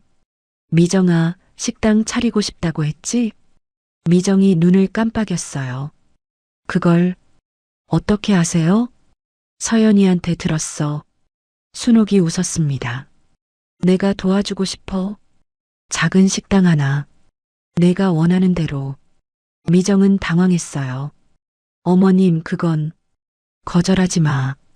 이건 미안함 때문이 아니야. 순옥이 미정의 손을 잡았습니다. 내가 20년 동안 혼자서 서연이를 키웠잖아. 그 노력에 대한 보답이야. 받아줘. 미정은 한참 동안 말이 없었어요. 그러다 서연을 바라보았습니다. 서연아, 넌 어떻게 생각해? 엄마가 원하는 대로 해. 나는 엄마가 행복했으면 좋겠어. 미정의 눈에 눈물이 고였어요. 어머님, 응, 감사합니다. 3달 후 작은 식당이 문을 열었습니다. 동네 골목에 있는 아담한 가게였어요. 미정인의 집밥이라는 간판이 걸렸죠. 개업 첫날 순옥이 첫 번째 손님으로 왔습니다. 어머님 오셨어요? 약속했잖아. 첫 손님이 되겠다고. 순옥이 웃으며 자리에 앉았어요. 태준과 현우도 함께였습니다. 어색하게 서 있다가 미정이 자리를 안내했죠. 앉으세요. 감사합니다. 서연이 물을 가져왔어요. 한 테이블에 모두가 앉았습니다. 뭐 드릴까요? 미정이 물었어요. 집밥 정식으로 주세요. 순옥이 대답했습니다. 태준과 현우도 같은 걸 주문했죠. 잠시 후 음식이 나왔어요. 된장찌개, 계란말이, 나물 반찬들. 소박하지만 정성이 담긴 밥상이었습니다. 맛있겠다. 순옥이 젓가락을 들었어요. 한 입 먹고 눈을 감았습니다. 어머님, 괜찮으세요? 괜찮아. 너무 맛있어서. 순옥의 눈가에 눈물이 맺혔어요. 준혁이가 내 음식을 좋아했었지. 미정도 눈시울이 붉어졌습니다. 네. 맨날 맛있다고 했었죠. 그랬지. 2 사람은 웃으며 울었어요. 태준과 현우는 조용히 밥을 먹었습니다. 서연은 그 모습을 바라보며 생각했어요. 이게 가족인가? 완벽하지 않아요. 상처도 있고 아픔도 있죠. 완전히 치유되지 않은 것들도 많아요. 하지만 함께 밥을 먹고, 함께 웃고, 함께 울 수 있는 사이. 그게 가족 아닐까요? 식사가 끝난 후 서연은 가게 앞에 섰습니다. 순옥이 옆으로 다가왔어요. 서연아, 내 할머니, 행복하니? 서연은 잠시 생각했어요. 완전히 행복하다고는 못하겠어요. 아직 복잡한 것들이 많으니까. 그렇지. 하지만 서연이 웃었습니다. 나쁘지 않아요. 이 정도면. 순옥도 웃었어요. 그것만으로도 충분해. 할머니가 서연의 손을 잡았습니다. 천천히 가자. 서두를 것 없어. 우리에겐 시간이 있으니까. 서연은 고개를 끄덕였어요. 네, 할머니. 저녁 해가 지고 있었습니다. 골목에 노을빛이 퍼졌어요. 서연은 그 빛을 바라보며 생각했습니다. 20년 전 작은 아기였던 자신은 이 집안에서 쫓겨났어요. 아무것도 모른 채 어머니 품에 안겨서. 그리고 20년 후 우연히 주운 반지 하나가 모든 걸 바꿔놓았죠. 운명이라고 해야 할까요? 기적이라고 해야 할까요? 잘 모르겠지만 다만 한 가지는 확실했습니다. 작은 선행 하나가 삶을 바꿀 수 있다는 것. 그리고 상처받은 관계도 시간과 노력이 있으면 조금씩 회복될 수 있다는 것. 완전하지 않아도 괜찮아요. 완전하지 않은 화해도 화해니까요. 서연은 가게 안을 들여다보았습니다. 어머니와 할머니가 나란히 앉아 이야기를 나누고 있었어요. 태준과 현우도 어색하게 웃고 있었죠. 서연도 웃었습니다. 이게 우리 가족이구나. 조금 이상하고, 조금 불완전하고, 조금 늦게 만났지만, 그래도 가족이에요. 그리고 그걸로 충분했습니다. 오늘 이야기 어떠셨나요? 공원에서 주운 작은 반지 하나가 20년의 시간을 건너 가족을 다시 만나게 해주었어요. 완벽한 해피엔딩은 아니었습니다. 상처는 여전히 남아있고 완전한 용서까지는 시간이 더 필요하겠죠. 하지만 서연이와 그 가족은 포기하지 않았어요.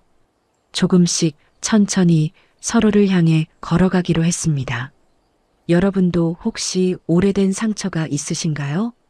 용서하지 못한 누군가가 아니면 용서받지 못한 일이 있으신가요? 완전하지 않아도 괜찮아요. 한 발짝만 내딛어도 충분합니다. 그 한 발짝이 모여서 언젠가는 화해가 되니까요. 오늘 이야기가 마음에 드셨다면 구독과 좋아요, 알림 설정까지 부탁드려요. 여러분의 작은 응원이 더 좋은 이야기를 만드는 힘이 됩니다. 듣고 계신 곳이 어디든 오늘 하루도 따뜻하게 마무리하시길 바랍니다. 작은 친절 하나가 누군가의 인생을 바꿀 수 있어요. 오늘 여러분이 건네는 작은 선의가 누군가에게는 기적이 될지도 모릅니다. 행복하세요.